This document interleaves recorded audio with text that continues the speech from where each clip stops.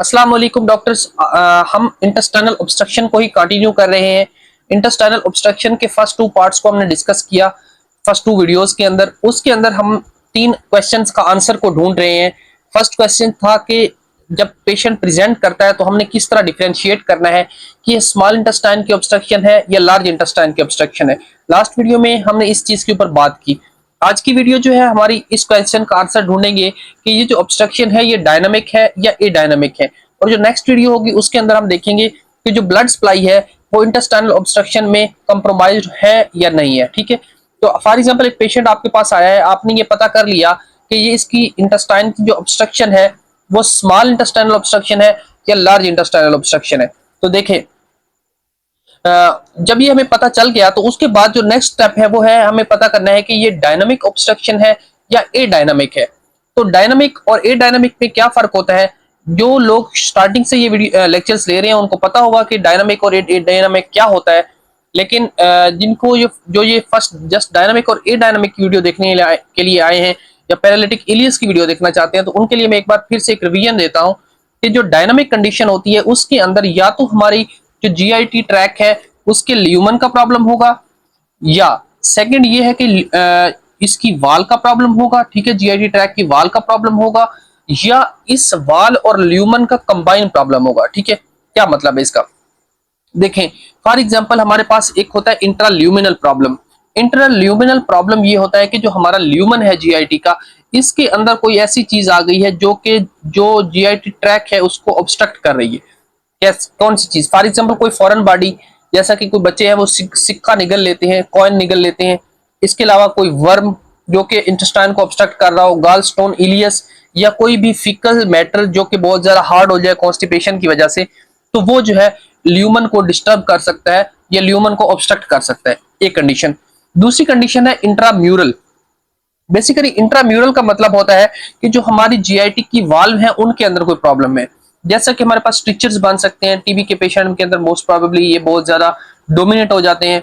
कोई inflammatory condition जैसा कि सीलिक डिजीज वगैरह हो सकती है। उसके अलावा कोई मैलिग्नेंसी हो सकती है जैसे कोलोन कैंसर है। तो ये जो कंडीशन है इनको हम इंट्राम्यूरल कहते हैं। ठीक है, फिर हमारे पास होती है एक्स्ट्रा म्यूरल। एक्स्ट्रा म्यूरल का क्या मतलब होता है? एक्स्ट्रा म्यूरल का मतलब होता है कोई ऐसी कंडीशन जिसके अंदर हमारा ल्यूमन और जो जीआईटी की वाल्व है वो मिलकर कोई ऐसी चीज जनरेट कर रही है जिसकी वजह से ऑब्स्ट्रक्शन हो रही है। जैसा कि फॉर एग्जांपल एडहीजन्स। ठीक है, एडहीजन्स का क्या मतलब होता है? एडहीजन जो है वो फॉर एग्जांपल हमारी जीआईटी ट्रैक के ऊपर स्कार्स जो बन जाते हैं उनको हम एडहीजन कहते हैं। ठीक है, अगर जीआईटी ट्रैक के ऊपर स्कार बने हुए हैं तो उसकी वजह से हमारी जो जीआईटी है वो उसकी ऑब्स्ट्रक्शन हो सकती है। हर्निया हो सकता है, जीआईटी ट्रैक का हर्निया हो जाए। ठीक है, स्पेशली हमारे पास इंग्वाइनल हर्निया होता है। उस कंडीशन के अंदर हमारे पास ये एक्स्ट्रा म्यूरल कंडीशन हो सकती है और जीआईटी ट्रैक की ऑब्स्ट्रक्शन हो सकती है। वाल्वुलस हो सकता है। वाल्वुलस बेसिकली जो वाल्वुलस और इंटरसेप्शन है ये दो अलग ऐसी कंडीशन होती है। जो वाल्वुलस है उसके अंदर ट्विस्टिंग हो जाती है हमारे जीआईटी ट्रैक की, और जो इंटरसेप्शन है उसके अंदर बेसिकली हमारे पास टेलीस्कोपिंग हो जाती है। जो डिस्टल पार्ट है वो प्रॉक्सिमल पार्ट के अंदर धंस जाता है। ठीक है, ये वाल्वुलस और इंटरसेप्शन के ऊपर कंप्लीट टॉपिक्स हैं, उनको हम वहीं डिस्कस करेंगे। ये वो सारी चीजें जो मैं रिवाइज करवा रहा हूँ ये ऑलरेडी हम लोग डिस्कस कर चुके हैं। ठीक है, सेकंड तरफ आए तो हमारे पास है ए डायनेमिक कंडीशन, जिसके अंदर मेन जो आज का हमारा टॉपिक है वो लॉस ऑफ पेरिस्टाल्सिस या पैरालिटिक इलियस। इसके अंदर ना ही ल्यूमन का प्रॉब्लम होता है, ना ही ल्यूमिनल का ये जीआईटी ट्रैक की वाल का प्रॉब्लम होता है, और ना ही कोई ऐसी कंडीशन होती है जिसके अंदर इन दोनों की वजह से जो है फॉर एग्जाम्पल जैसे हम लोगों ने बात की कि इंटरसेप्शन, हर्निया वगैरह, ना इस तरह का कोई इश्यू होता है। इसके अंदर अलग से ही कोई और थर्ड कंडीशन होती है जो कि काज करवा रही होती है जीआईटी ट्रैक की ऑब्स्ट्रक्शन या इंटेस्टाइनल ऑब्स्ट्रक्शन। तो इसमें बेसिकली हमारी जो पेरिस्टाल्सिस होती है, पेरिस्टाल्सिस होता है movement of the food by the GIT tract movement. ठीक है, जीआईटी ट्रैक जब मूव कर रहा होता है तो हमारी जो फूड है वो आगे की तरफ मूव करती है।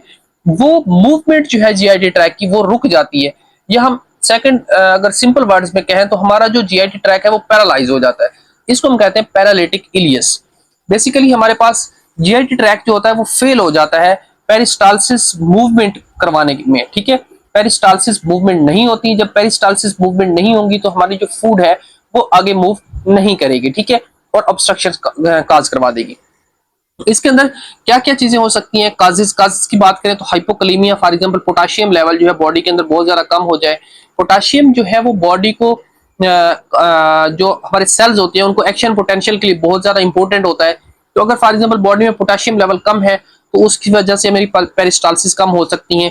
पोस्ट ऑपरेटिव फॉर एग्जांपल, कोई सर्जन जो है वो ऑपरेट कर रहा था और उसने बाई मिस्टेक कोई आपकी नर्व को कट कर दिया, उस वजह से आपकी जो पेरिस्टालसिस है वो रुक सकती है। पेरिटोनाइटिस, इन्फ्लेमेशन ऑफ पेरिटोनियम, जब पेरिटोनियम की इन्फ्लेमेशन हो जाएगी तो जीआईटी ट्रैक को प्रॉपरली स्पेस नहीं मिलेगी कि वो पेरिस्टालसिस मूवमेंट करवा सके। उसके अलावा यूरीमिया, यूरिया लेवल जो है ब्लड के अंदर इंक्रीज हो जाता है तो उसकी वजह से ऐसा पॉसिबल हो सकता है। किसी किस्म का हेमरेज हो जाए या स्ट्रैंगुलेशन हो जाए। स्ट्रैंगुलेशन बेसिकली कहा जाता है ब्लड सप्लाई अगर रुक जाए किसी भी पॉइंट की जीआईटी की ट्रैक की, तो उसको हम कहते हैं स्ट्रैंगुलेशन। ठीक है, तो ये चंद काजेस हैं पैरालिटिक इलियस की, या हम कह सकते हैं कि paralysis of the GIT tract. तो इसके क्लिनिकल फीचर जो पेशेंट वो प्रेजेंट कैसे करेगा, वही जो हमारे पास 4 फीचर आते हैं इंटेस्टाइनल ऑब्स्ट्रक्शन के अंदर। लेकिन यहाँ पे एक ट्विस्ट है, वो क्या है? वोमिटिंग भी होगी, कॉन्स्टिपेशन भी होगी, एब्डोमिनल डिस्टेंशन भी होगी। ठीक है, सॉरी, वोमिटिंग भी होगी, कॉन्स्टिपेशन भी होगी, और इसके अलावा ऑब्स्ट्रक्शन जो हमें मार्क नजर आ रही होगी। ठीक है, लेकिन इसके अंदर पेन नहीं होगा, क्योंकि हमारे पास जो पैरालिटिक इलियस कंडीशन है इसके अंदर अगर फॉर एग्जांपल किसी पोस्ट ऑपरेटिव मोस्टली जो है पेशेंट इस तरह प्रेजेंट करता है कि सर्जरी के बाद वोमिटिंग भी हो रही है और कॉन्स्टिपेशन भी हो रही है एब्डोमिनल सर्जरी के बाद, तो क्या कंडीशन हो सकती है? तो पेशेंट जो मोस्टली सर्जन है उसने कट कर दिया होता है, कोई भी जो नर्व होती है उनको कट कर दिया होता है, और वो जो पेन के रिसेप्टर है वो प्रॉपरली पेन को सेंस करके ब्रेन तक नहीं लेके जा पा रहे होते। इस वजह से जो पेन है वो इस कंडीशन के अंदर एब्सेंट होता है। एब्सेंट क्या होता है? पेन। अगर फॉर एग्जांपल जो पैरालिटिक इलियस का पेशेंट है उसके अंदर पेन एब्सेंट है, और जो पेरिस्टालसिस है वो हमें एक तो नजर नहीं आ रही होती, नो पेरिस्टालसिस, ठीक है, क्योंकि है ही नहीं तो नजर कहां से आएंगी। ठीक है, पेरिस्टालसिस, और एक और चीज है वो ये कि ये है कि जो बाउल साउंड्स हैं, क्योंकि पेरिस्टालसिस की वजह से जो हमारी जीआईटी ट्रैक है वो साउंड प्रोड्यूस करती है, तो वो बाउल साउंड भी नहीं होगी। ठीक है, bowel sound, no bowel sounds. Clear? ये है हमारे पास क्लिनिकल फीचर जिसके साथ पेशेंट प्रेजेंट करेगा। फिर अगर हम इन्वेस्टिगेशंस की बात करें तो इन्वेस्टिगेशन में हमने एब्डोमिनल एक्सरे करवाना होता है जिसके अंदर फ्लूइड लेवल इंक्रीज होते हैं, नॉर्मली 5 to 7 हो जाते हैं, और नॉर्मल कंडीशन के अंदर 2 to 3 होते हैं, इंक्रीज होकर 5 to 7 हो जाते हैं। ठीक है, तो ये हमारे पास इन्वेस्टिगेशन के लिए एक ही पॉइंट है कि आपने एब्डोमिनल अल्ट्रासाउंड ही करवाना होता है, सॉरी एक्सरे ही करवाना होता है। इसके अलावा अगर कोई अंडरलाइंग काज है तो उसको डायग्नोज करने के लिए आप अलग बाकी जो डायग्नोसिस रेडियोलॉजिकल मेथड है आप उनको भी यूज कर सकते हैं। ठीक है, ट्रीटमेंट की बात करें तो इसके अंदर सबसे पहले हमने रिससिटेशन करना होता है, क्योंकि वोमिटिंग की वजह से बहुत ज्यादा फ्लूइड लॉस हो रहा है बॉडी से। उसके अलावा ड्रिप एंड सक्शन।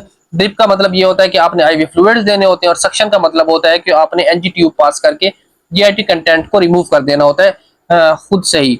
वोमिटिंग के जरिए आएंगे तो वो बहुत ज्यादा पेशेंट को अनकंफर्टेबल करेंगे, तो इस वजह से हमने खुद ही उसको सक कर लेना होता है आउट। या कोई अंडरलाइंग डिजीज है तो हम उसको ट्रीट करते हैं। इवन हम अगर फॉर एग्जांपल कोई हिडन काज है और उसको ठीक नहीं कर पा रहे तो हम लेप्रोटमी भी कर सकते हैं। ठीक है, लेप्रोटमी। क्लियर? तो ये है हमारे पास पैरालिटिक इलियस। आज की वीडियो के अंदर हमें ये पता चला कि फॉर एग्जांपल एक पेशेंट है वो अगर प्रेजेंट करता है तो हमें कैसे पता चलेगा कि ये जो कंडीशन है ये डायनामिक है या ए डायनामिक। मोस्ट प्रोबेबली इसके अंदर जो क्वेश्चन आता है वो इस तरह आता है, 2 टाइप्स के क्वेश्चन आ जाते हैं कि फॉर एग्जांपल या कोई क्लिनिकल सिनेरियो के अंदर कोई पेशेंट प्रेजेंट करता है तो वो इस तरह प्रेजेंट कर लेता है कि एक बच्चा है जिसने सिक्का निगल लिया है और उसके बाद जो है उसकी ऑब्स्ट्रक्शन हो गई है जीआईटी ट्रैक की, तो बताएं ये क्या हो सकता है? तो आपने कहना होता है this is a intraluminal dynamic intestinal obstruction. या फिर ऐसी कंडीशन के अंदर आ सकता है कि फॉर एग्जांपल एक बंदा है जिसको बहुत ज्यादा डायरिया हो रहा है बहुत देर से, और उसके बाद जो है उसको इंटेस्टाइनल ऑब्स्ट्रक्शन की सिम्टम्स आना स्टार्ट हो गई हैं, या पैरालिटिक इलियस हो गया है, तो ये क्या कंडीशन हो सकती है? तो बेसिकली जब बहुत ज्यादा डायरिया हो रहा होता है तो हमारी बॉडी से पोटाशियम लेवल बहुत ज्यादा लॉस हो रहा होता है। पोटाशियम लेवल लॉस होगा तो उसकी वजह से हमारे पास पैरालिटिक इलियस हो सकता है। ठीक है, या जो मेन और बहुत ही इंपॉर्टेंट एमसीक्यूज आता है या मोस्ट प्रोबेबली एग्जाम के अंदर पूछा जाता है वो ये है कि एक पेशेंट है जो कि जिसकी एब्डोमिनल सर्जरी हुई है और उसके बाद जो है वो प्रेजेंट करता है आपके पास वोमिटिंग के साथ, कॉन्स्टिपेशन के साथ, और इसके अलावा इंटेस्टाइनल ऑब्स्ट्रक्शन के साथ। पेन उसको नहीं है और पेरिस्टालसिस मूवमेंट भी नहीं है और बाउल साउंड भी हमें ऑस्कल्टेशन के ऊपर सुनाई नहीं दे रही। तो ये क्या कंडीशन हो सकती है, तो हमने सिंपली कहना होता है this paralytic ileus. Hope so कि ये सारी चीजें समझ आई। यहाँ तक अगर आपका कोई क्वेश्चन है तो आप कमेंट बॉक्स में पुट कर दें, मैं इंशाल्लाह ट्राई करूंगा कि एज सून एज पॉसिबल आपको आंसर करूं। फिलहाल के लिए इतना ही। नेक्स्ट वीडियो में हम blood supply of intestine GIT tract देखेंगे, और उसके बाद देखेंगे किस तरह जो ब्लड सप्लाई है वो हमारी जीआईटी ट्रैक की कंप्रोमाइज्ड होती है, और किन कंडीशन में हमारी जीआईटी ट्रैक की ब्लड सप्लाई कंप्रोमाइज नहीं होती। ठीक है, thank you doctors, Allah Hafiz.